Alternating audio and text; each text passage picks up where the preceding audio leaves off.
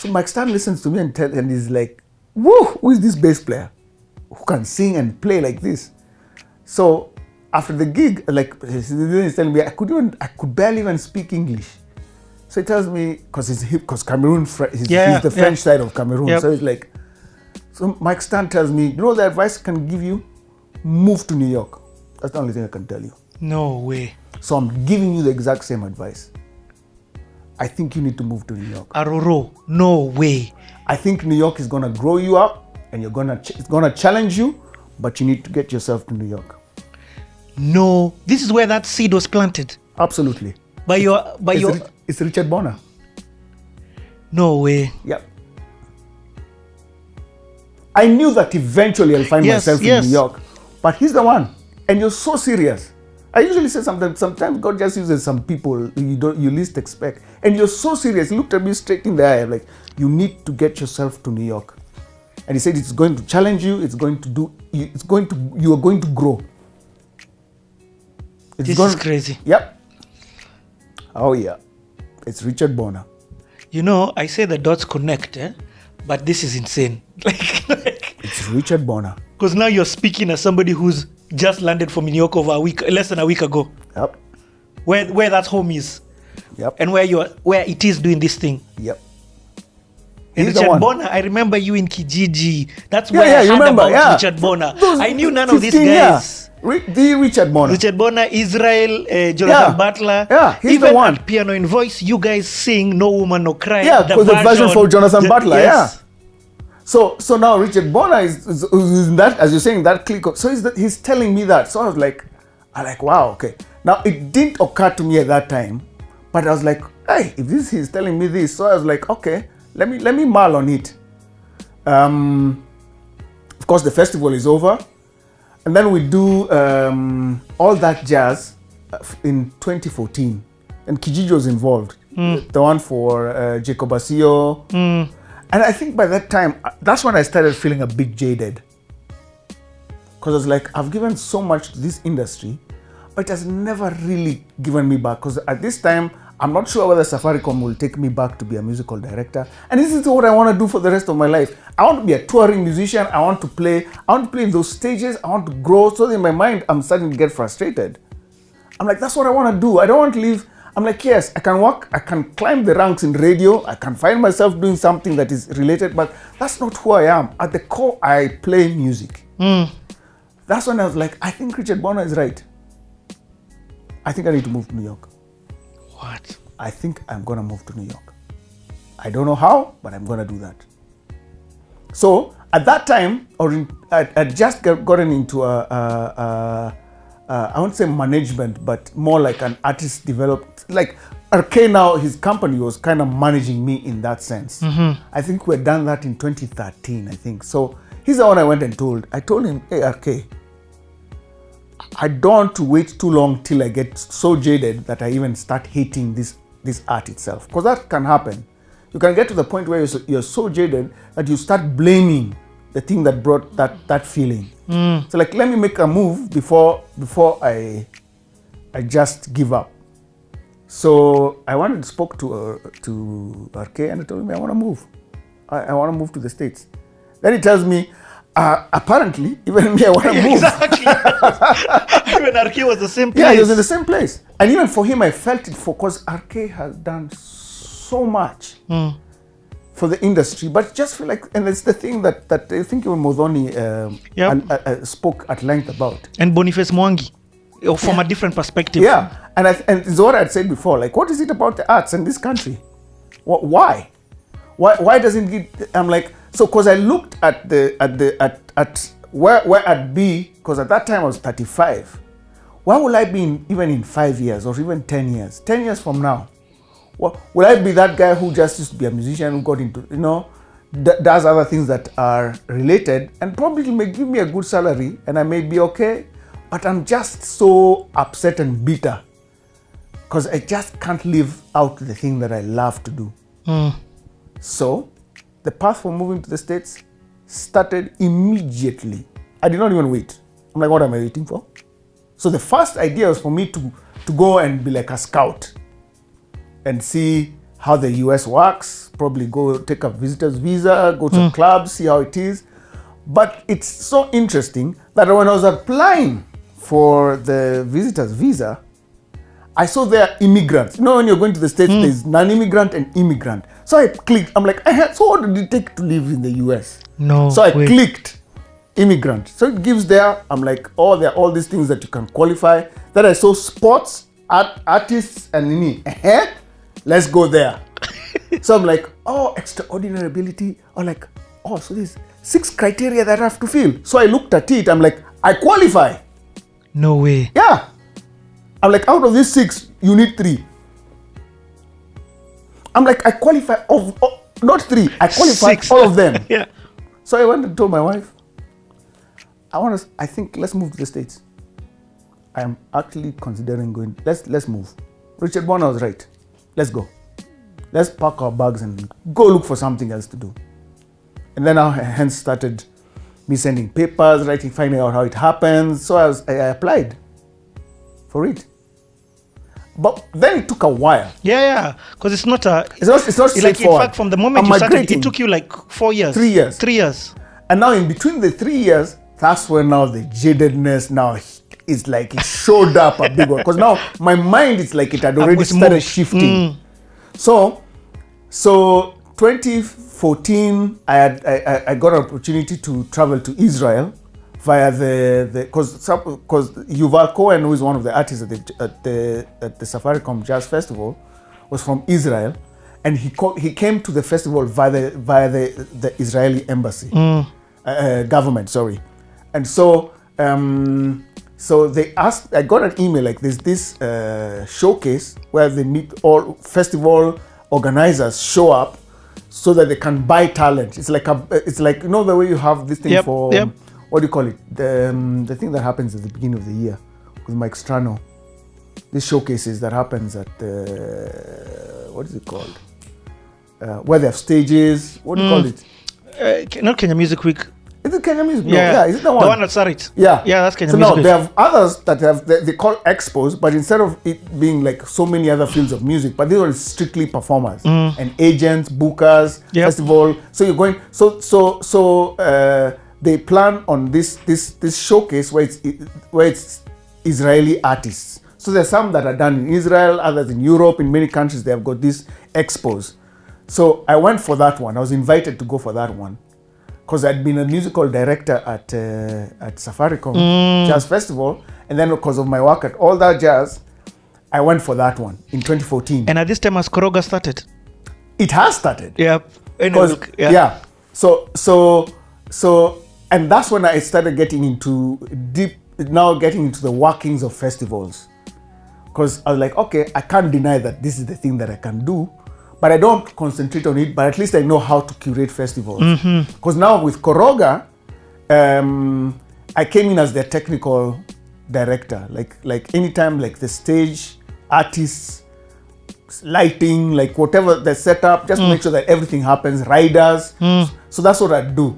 And that was my capacity with Capital FM and Koroga, up till when I left. That was my work. So not only were you doing your Sunday show on radio, now you also it also became a job. And theirs was monthly. Yeah, it became my job.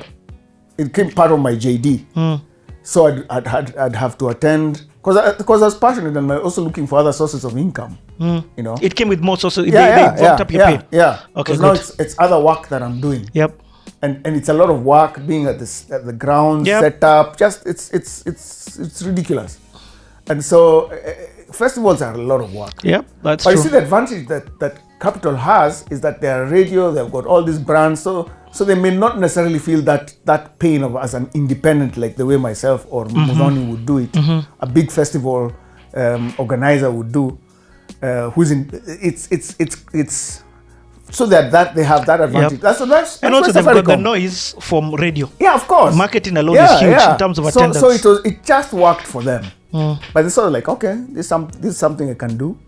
And so we started now booking all these artists, and so I ended up even being part of helping with curating which artists to come. Yep. So 2014, that's when Koroga started, and I was involved in that. But my capacity in Israel for that expo was as All That Jazz and Safaricom. And it was fantastic, man. And that's when I got to see that Israel is not what we see it as TV on TV. It's very different. But then now the jadedness, man, by 2015, not even 2014, 2015, I did a huge festival. That's one of the other gigs. Remember Musa Diallo? He got me to do the Winter Jazz Festival in Denmark. In Denmark. So, and with heavy hitting jazz musicians. So it was me, I was playing with him and this fantastic kora player called Dauda Jobati from Gambia, who had come with Musa during the gig for All That Jazz. So now we were playing with this killing sax player called Benjamin Koppel. And we were there for a week. And in my mind, I'm like, this is what I want. And I guess that's why I want to go to the States, because this is what I love to do. This is what I want to do the rest of my life. This is what I want to do for the rest of my life. I'm like, this is what this. You're alive on stage. Yeah, it's not a complicated thing. That's what in my mind. I'm like, it's not. I'm not looking for a hard thing to do. Like, this is what I want to do. So when I came back after the tour, now the thing with the States now is starting to drag itself because the bureaucracy. Now jadedness showed up. A good one. When you say jadedness, explain. Jadedness is like, this country doesn't care. I've done everything. I'm not interested anymore. What was it? What was the use? Which for me is an entrance to depression. I was going to ask about that. Yeah. So, and then I remember what I was telling you before about things that you didn't know that you carried.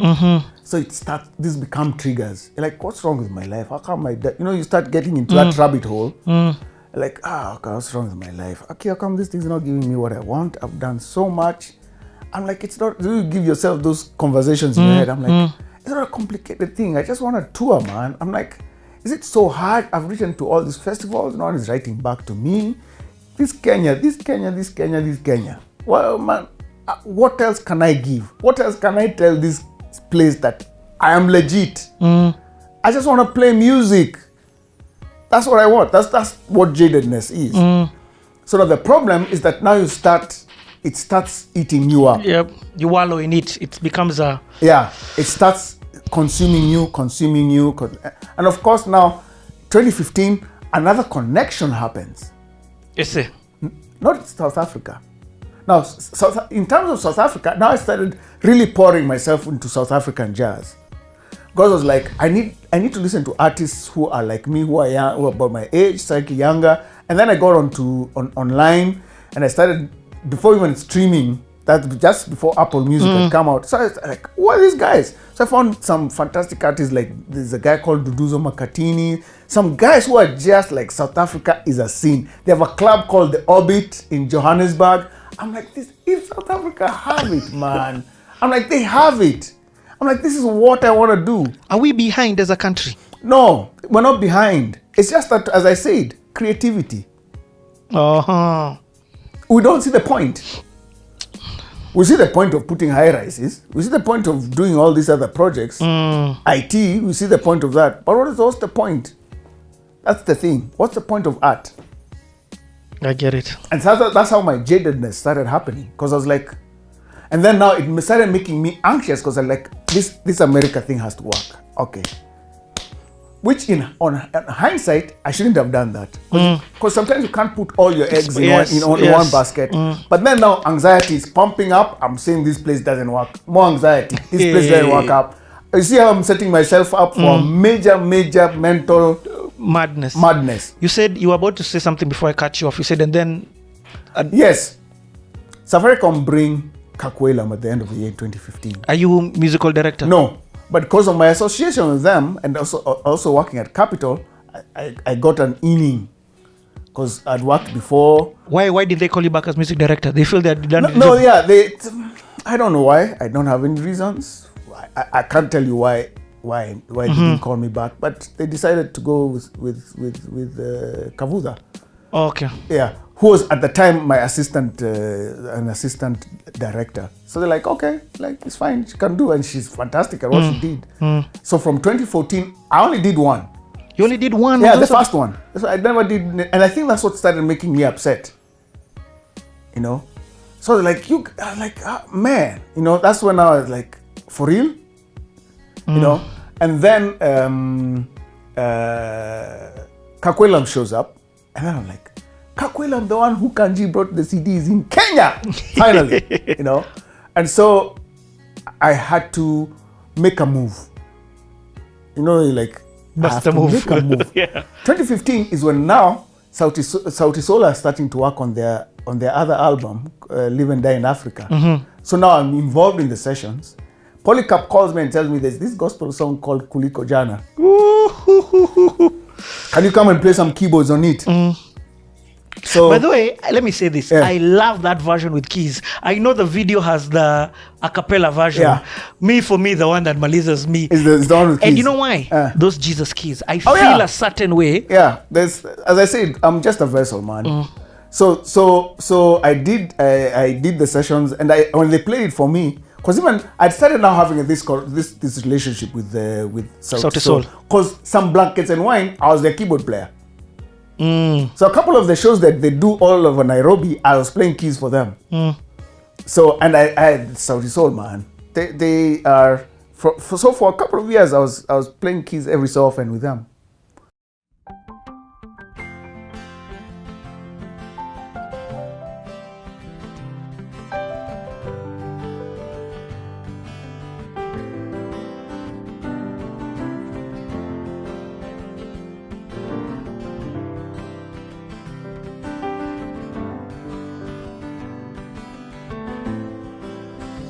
Bwana ni mwokozi wangu, tena ni kiongozi wangu.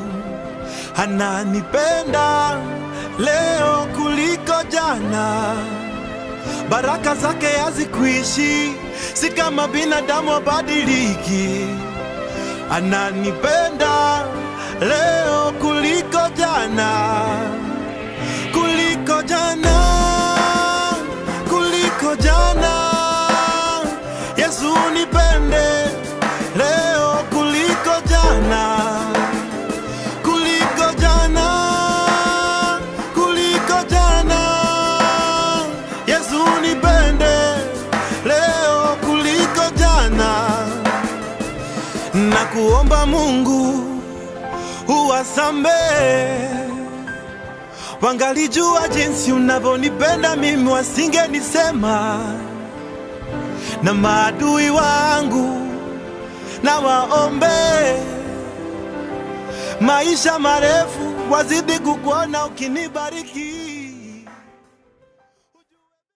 You know, so now the session comes. Bien calls me and tells me we'd like some keys. No, Polycarp. So I go, I play some keys, and then I asked them, so what are you guys doing? They play for me Live and Die in Africa itself. And like, I love this song. It has got that song that used to be on a show called Escrava Esaura. Yeah. So like, you guys sample this? Like, wow. So they asked me, can you play a keyboard bass line for the tune? So I played the keyboard bass line for Live and Die in Africa. Yeah. But then they also got, I think, Tito to play that same line. So I did. I played keys. I played keyboard bass. Yeah. Even Sioka did some stuff. Yeah. On that. Yeah. So for other artists, what else? But Kuliko Jana, the piano. That's me. Yeah. What else? I'm thinking before even then, which other artists I'd done some sessions with. Of course, a lot of Kidum. How could we forget? Yeah. So for me, Kidum was just playing the piano work. And then, of course, 2015 is also now because of RK. That's when Kanji's doing his album. Rauka. So my relationship with RK was now becoming even. I was spending a lot of time at his studio, playing these keys, and of course now Kanji's album became a big thing because now we spent a lot of time there. You know. So and were you also helping with vocal? Oh yeah, so the vocal arrangements. I was a writer and arranger, producer. For the album. And So the Kanji three did of that us same did thing of it. doing a writing session as well. Yeah, we did that. With Yeah, Riga we did. and Yeah, Kimanzi. yeah. And then we had me and Kanji and RK had done one. You know, and which was cool because we were writing as we record. In fact, I have footage of you guys in the studio recording. Absolutely. Here it is. Great. So that's RK right there.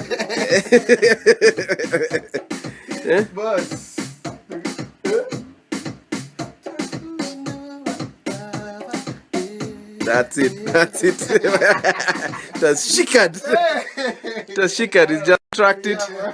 Crucial now to put on some tickle the ivories. Man, kanaingia. Hey, kanaingia. Come on. Hey.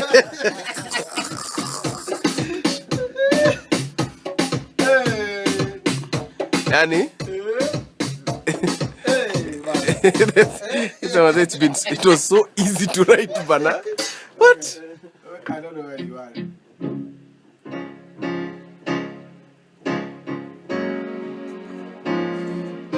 Hey!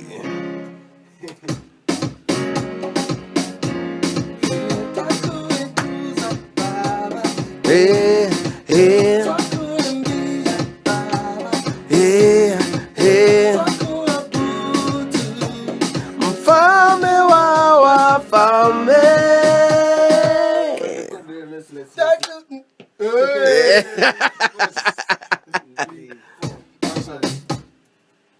One, two, three.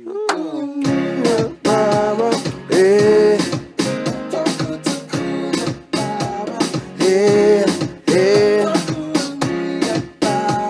Hey, hey, twakuabudu mfalme wa wafalme.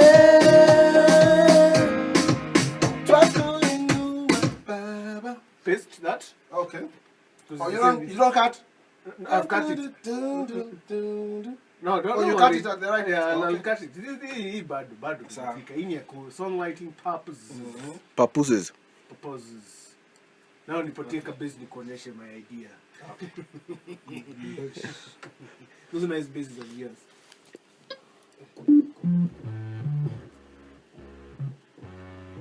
What is it? There we go. There we go.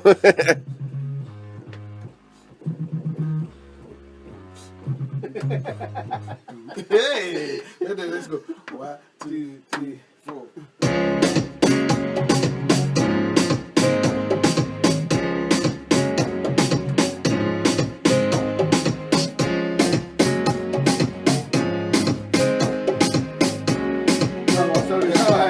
I have to sing for you.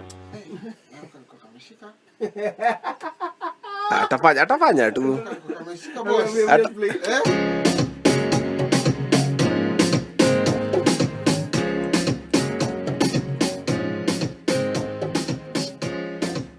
I liked it. When you did that substitute.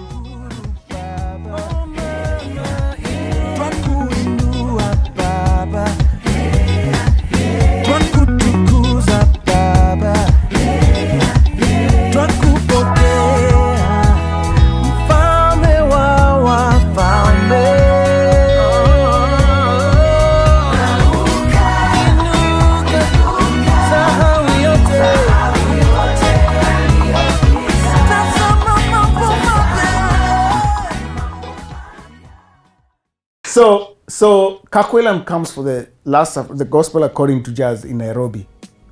So just like the way Safaricom set up, they've got this thing where they've got the meet and greet. And then I was invited because I work at Capital FM to go for the press thing at Michael Joseph Center. And then in my mind, I'm like, this is Kakwelam, man. This is the Kakwelam that I'm like. So after the press conference. But it's crazy. They're inviting you from your capacity as press. Imagine. Anyway. First and foremost, not as one of the leading jazz musicians in the country, not even as a former director. No. Music director of the